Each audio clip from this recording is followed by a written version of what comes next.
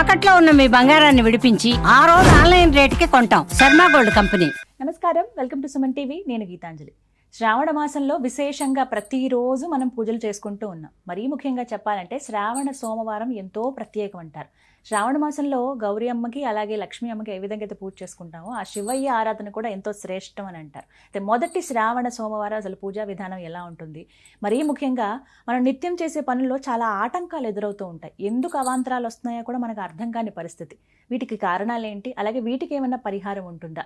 ఖచ్చితంగా ఈ సోమవారం రోజున ఈ చిన్న పరిహారం చేసుకుంటే వీటన్నిటి నుంచి ఆ శివయ్య మనల్ని బయటపడేస్తాడని చెప్తూ ఉన్నారు. అయితే వీటి గురించి వివరాలు తెలుసుకుందాం. వివరించేందుకు ప్రస్తుతం మనతో పాటు ఉన్నారు ప్రముఖ జ్యోతిషులు బ్రహ్మశ్రీ నందిబట్ల శ్రీహరి శర్మ గురువు గారు. వారితో మాట్లాడదాం. గురుగారు నమస్కారం అండి. వాగర్థావివ సంపృక్తౌ వాగర్థ ప్రతిపత్తయే జగతః పితరౌ వందే పార్వతీ పరమేశ్వరౌ. ఆదిత్యాయ చ సోమాయ మంగళాయ బుధాయ చ గురుశుక్ర శనిభ్యశ్చ రాహవే కేతవే నమః. శృంగేరి జగద్గురు పీఠాధిపతులకి, కంచి పీఠాధిపతులకి నమస్కారములు తెలియజేసుకుంటూ కార్యక్రమాన్ని ప్రారంభిద్దాం. శ్రావణ సోమవారం నేను అన్నది నిజమేనా గురువుగారు? ఎందుకంటే చాలామంది మీలాంటి పెద్దవాళ్ళు చెప్పారు, గౌరీ అమ్మకి లక్ష్మీ అమ్మవారికి ఎలా చేసుకుంటామో శ్రావణ మాసంలో శివయ్య ఆరాధన కూడా ఎంతో ముఖ్యం అని అంటారు. నిజమేనా? వాస్తవమేనమ్మా. ఎందుకనంటే మనకు తెలిసిందల్లా శ్రావణ మాసం అన్నప్పుడు మంగళగౌరి వ్రతాలు లేదా వరలక్ష్మి వ్రతాలు ఆడవాళ్ళకి సంబంధించింది ఎక్కువగా ప్రాముఖ్యంలోకి వచ్చాయి. అవును. కానీ వాస్తవానికి పరమేశ్వరుడు పార్వతీ అమ్మవారితో సంవాదంలో ఉన్నప్పుడు పార్వతీ అమ్మవారు అడుగుతుంది, ఏమయ్యా నీకు ఉన్నటువంటి అన్ని మాసాల్లో ఏ మాసం నీకు చాలా ప్రీతికరం అంటే టక్కున ఆలోచించకుండా నాకు శ్రావణ మాసం అంటే చాలా ప్రీతికరం అని చెబుతూ ఉన్నాడు.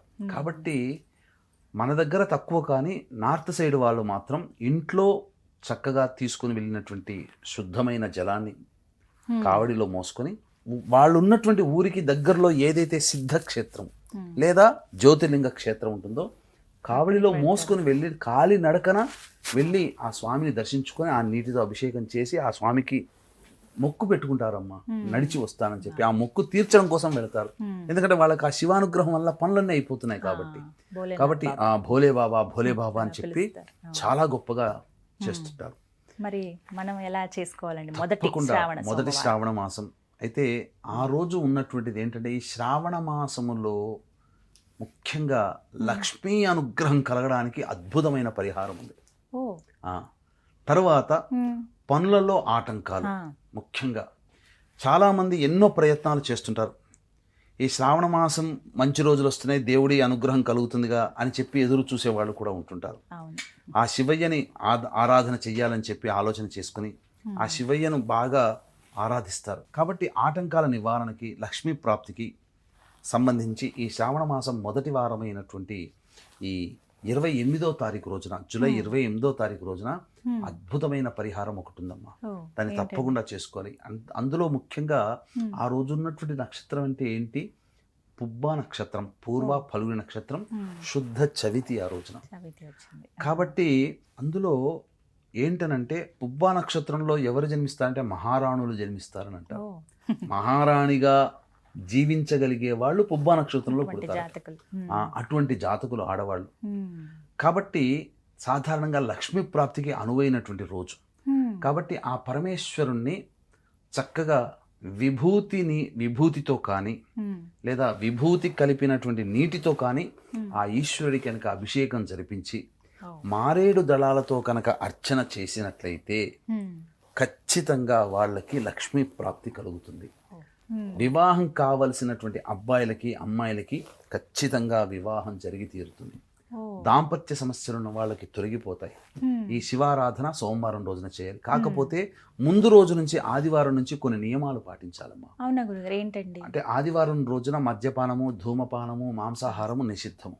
రాత్రిపూట బ్రహ్మచర్య వ్రతం ఉండాలి. ఆ రోజంతా రాత్రిపూట శయనం అంటే నేల మీద పడుకొని ఉండడం.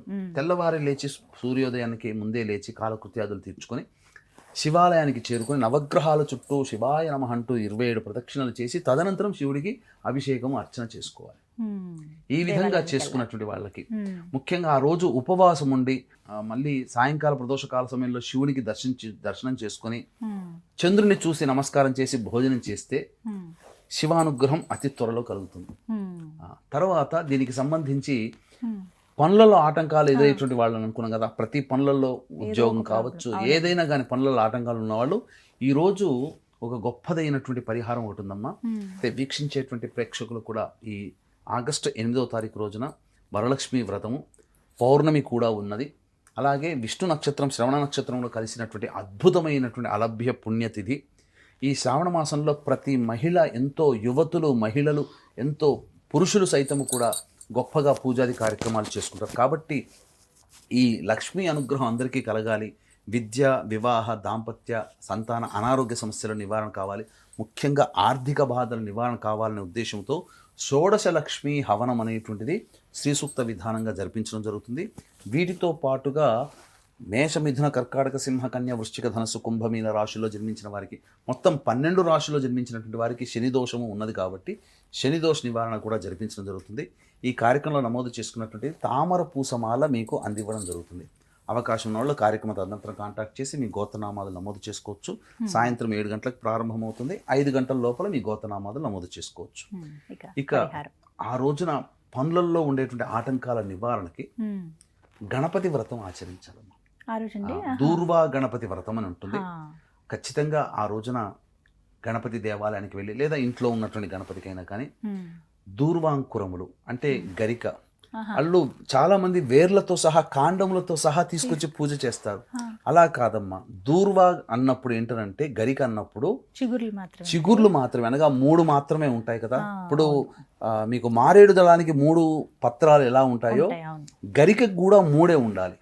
ఆ కిందది తీసేసుకొని ఆ 3 ఉన్న దాంతోనే ఆ గణపతికి అర్చన గనక చేసినట్లయితే ఇంట్లోనే చేసుకోవచ్చు, లేదా దేవాలయంలోనే కానీ గణపతికి విశేషంగా అర్చన చేసి ఆ దూర్వాంకురాలతో కలిపినటువంటి మాలని గణపతికి హారంగా వేసిన అద్భుతమైనటువంటి ఫలితం. ఆ రోజున దూర్వా గణపతి వ్రతం ఖచ్చితంగా చేస్తే గనక, వినాయక వ్రతము లేదా సంకష్టహర చతుర్థి చేస్తే ఎలాంటి ఫలితం కలుగుతుందో అలాంటి ఫలితం ఈ యొక్క పూర్వ ఫలు నక్షత్రం శుద్ధ చవితి కలిసినటువంటి 28వ తారీఖు రోజున, జూలై 28వ తారీఖు రోజున చేసినటువంటి వాళ్ళకి ఆ ఫలితం కలుగుతుంది. తప్పకుండా నిర్విఘ్నంగా వాళ్ళ కార్యాలన్నీ కూడాను ముందుకు వెళతాయి. ఎటువంటి ఆటంకాలు ఉండవు. పరిశ్రమల్లో కానీ, వ్యక్తిగత జీవితంలో కానీ, వైవాహిక జీవితంలో కానీ, సాంఘిక జీవనంలో కానీ, ఎక్కడైనప్పటికీ కూడా ఆ యొక్క పనులన్నీ కూడా, ఆటంకాలు ఉన్నవన్నీ కూడా నివారణ అయిపోయి ముందుకు సాగుతాయని చెప్పవచ్చు. ఈ విధంగా శ్రావణ మొదటి సోమవారం చేసుకోవచ్చు. ధన్యవాదాలు గురుగారు. నమస్కారం. సర్వం శ్రీ ఉమామహేశ్వర పరబ్రహ్మార్పణమస్తు.